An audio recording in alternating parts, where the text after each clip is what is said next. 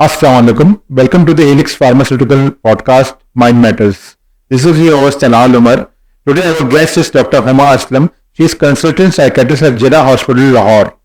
Madam कैसी हैं आप? मैं बिल्कुल ठीक हूँ।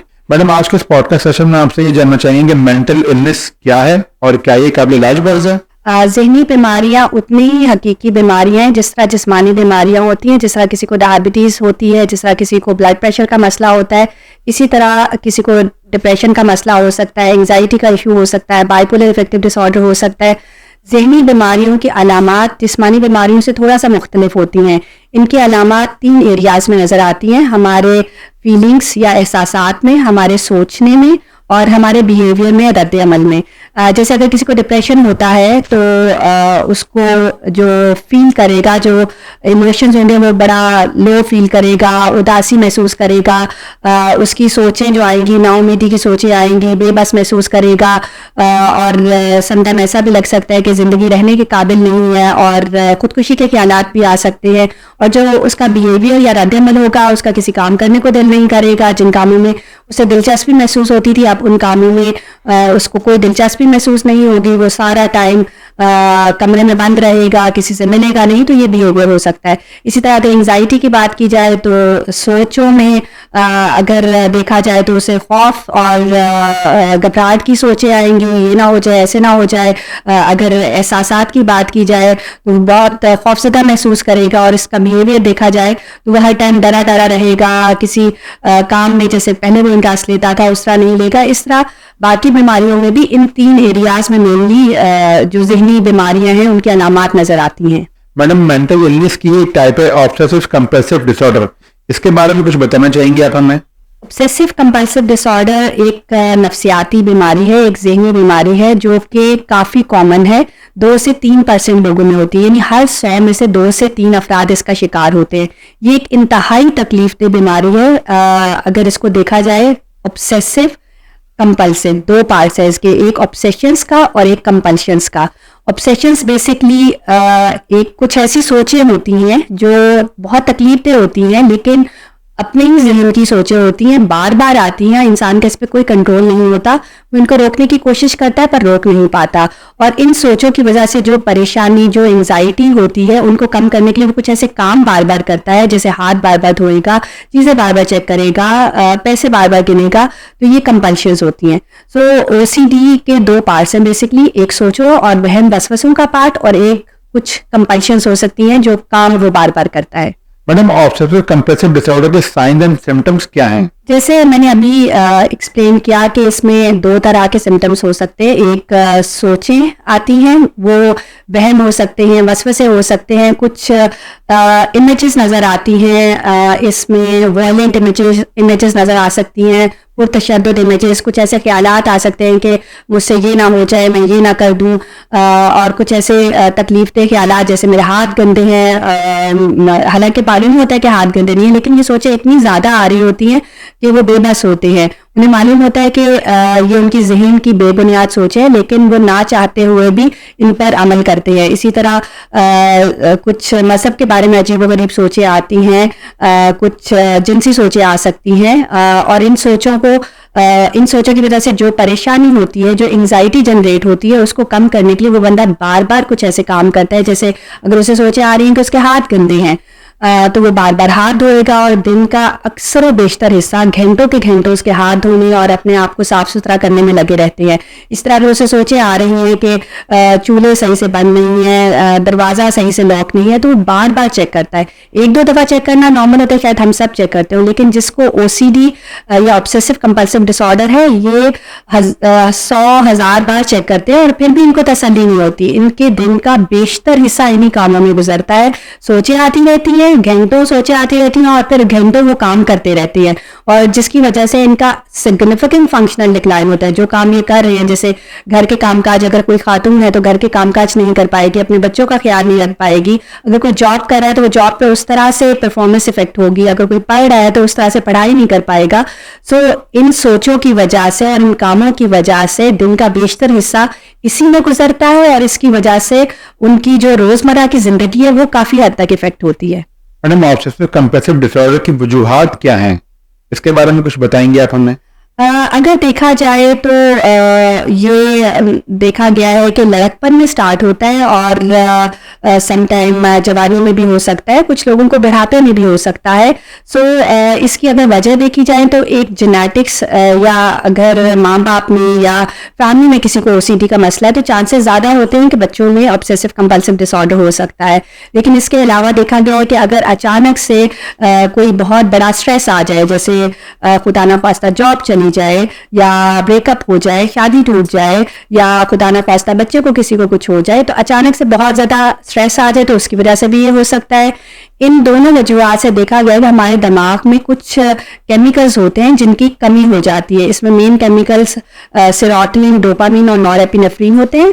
वो केमिकल जब कम होते हैं तो इंसान को कुछ ऐसी सोचें आना शुरू हो जाती हैं जो नापसंदीदा होती हैं, जो वो नहीं चाहता कि वो आए, लेकिन बार बार आना शुरू हो जाती है। हम सोचो से जो परेशानी होती है उसको कम करने के लिए फिर वो बार बार कुछ काम करता है।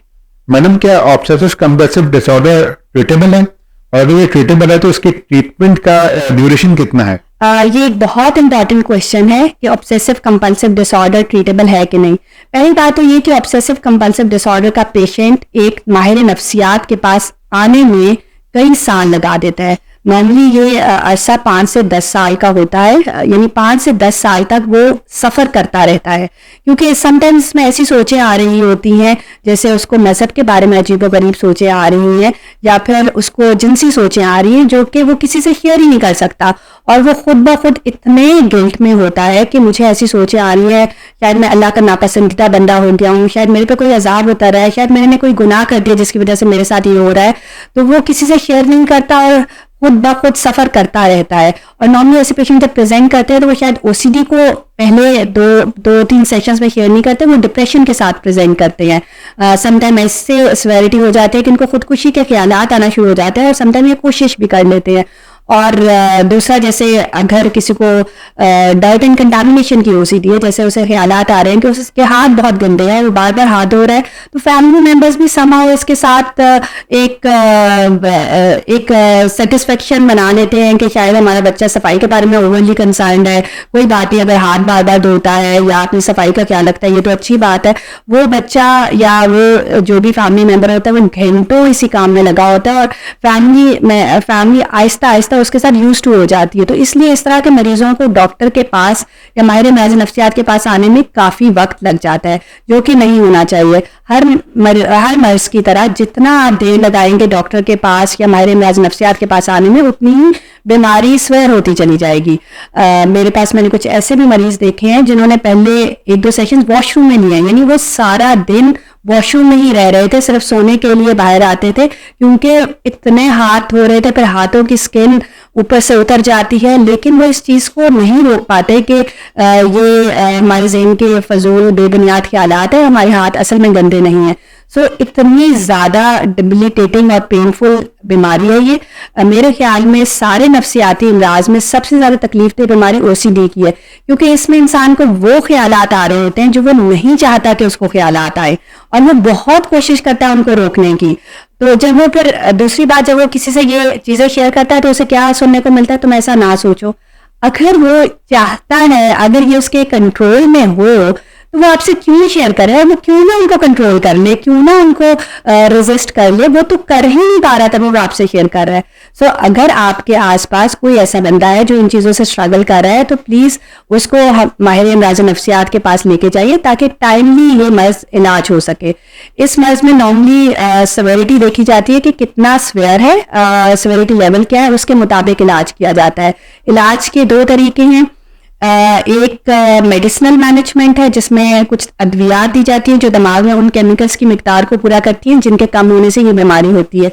दूसरा साइकोथेरेपी है जिसमें बातचीत से इलाज किया जाता है, जैसे डर्ट एंड कंटामिनेशन की ओसीडी है तो उसमें ERP एक्सपोजर रिस्पॉन्स प्रिवेंशन किया जाता है कि आप किसी चीज़ को हाथ लगाएं जिससे आपको लगता है कि आपके हाथ गंदे हो गए, फिर आपने थोड़ी देर तक अपने आप को रोक के रखना है और हाथ नहीं धोने, इस तरह उसका टाइम बढ़ाया जाता है। और या फिर CBT की जाती है, उसमें कॉग्निटिव बिहेवियरल थेरेपी, आपकी सोचों पे काम किया जाता है। सो एक माहिर मर्ज नफ्सियात डिटेल्ड असेसमेंट के बाद ही ये बता सकता है कि आपको किस तरीका इलाज की ज़रूरत है। मैडम, इन दी एंड आप जो ऑब्सेसिव कंपल्सिव डिसऑर्डर के जो पेशेंट्स हैं उनके लिए कोई मैसेज देना चाहेंगी? ये मैसेज देना चाहूँगी कि अगर आपके आसपास आपका कोई फ्रेंड या आपका कोई फैमिली मेम्बर कोई काम बार बार कर रहा है या आपसे कुछ शेयर कर रहा है कि उसको कुछ सोचें बार बार आ रही हैं और उसको तंग कर रही हैं, तो उसको इंस्टेड आप ये कहें कि तुम ऐसा क्यों सोच रहे हो, तुम सोचो को कंट्रोल कर सकते हो, तुम चाहो तो कंट्रोल कर सकते हो, या तुम नमाजें पढ़ो या कुरान पढ़ो ताकि ये सोचे ना आए।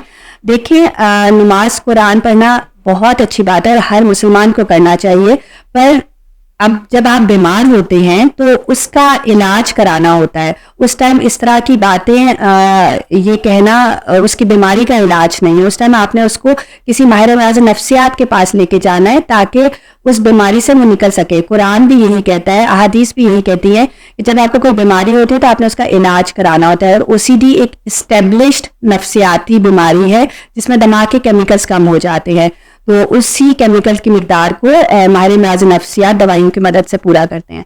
तो अगर आपके आसपास कोई ऐसा बंदा है जो जिसमें कुछ चेंजेस आ रही हैं, वो कोई काम बार बार करना शुरू हो गया है, कोई हरकतें बार बार करना शुरू हो गया है, तो उसको आपने नाइट नहीं लेना, उससे बात करनी है। और जब आपको पता लगे कि उसको खुदा न खास्ता ये बीमारी है, तो आप उसको किसी माहिर इलाज नफ्सियात के पास लेके चलें।